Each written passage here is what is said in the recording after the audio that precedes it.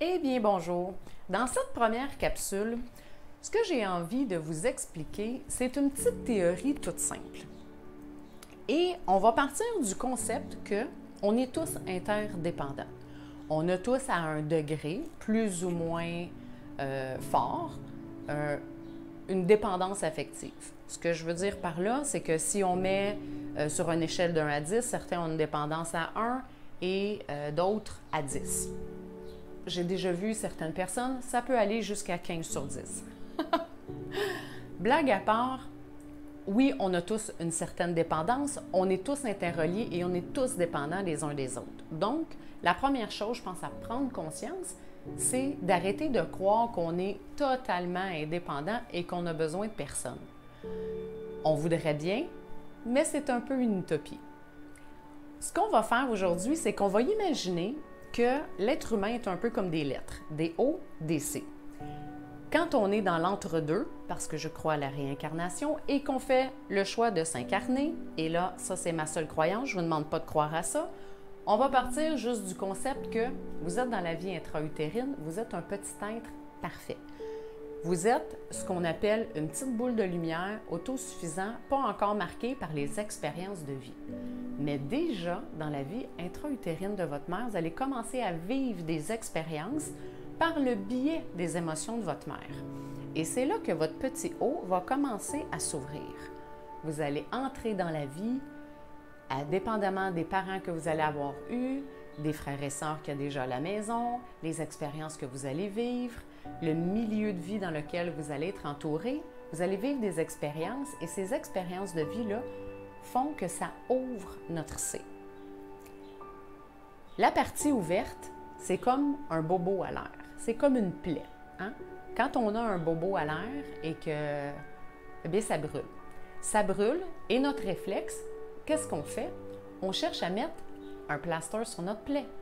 Donc, dans la vie, le réflexe, c'est qu'un individu va chercher un autre individu pour justement, qui a bien sûr une même ouverture, compenser ses blessures intérieures qui viennent de ses expériences de vie. Et là, quand on est à deux, on se dit « Ah, mon Dieu qu'on est bien, on ne fait qu'un. » Et on nous a vendu l'idée aussi qu'on ne faisait qu'un. La problématique avec ça, c'est que ça compense. C'est excellent, mais ça a ses limitations. Du moment où je vais commencer à faire du travail sur moi ou qu'il va m'arriver des aventures qui vont me faire travailler sur moi, je vais commencer à refermer mon C. Et là, ce qui se produit, c'est que si mon partenaire ne suit pas la cadence, il devient un petit peu énergivore pour moi.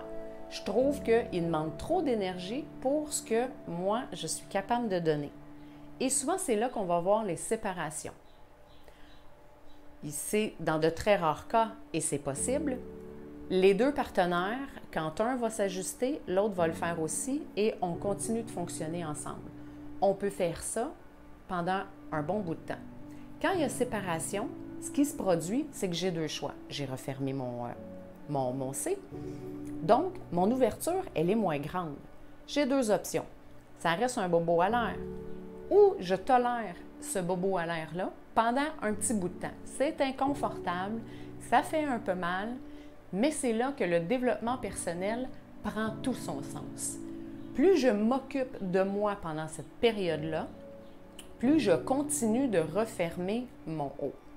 À défaut de quoi, ce qu'on a tendance à faire, c'est tout de suite, je vais rechercher une patch qui a la même ouverture et je vais me remettre en couple. Je vais faire un autre bout de chemin, il va arriver d'autres événements, peut-être que ça va être mon conjoint, mon partenaire de vie qui va refermer son C et que ça va créer la séparation. L'idée, quand on parle d'autonomie émotive, c'est d'arriver à suffisamment avoir fermé son O pour être bien avec soi.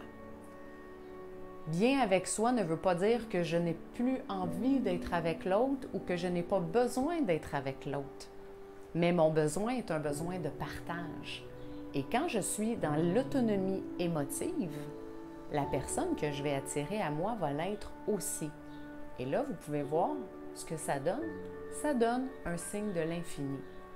C'est là que les relations deviennent extraordinaires, élevantes, épanouissantes. parce qu'on s'apporte un et l'autre à l'infini.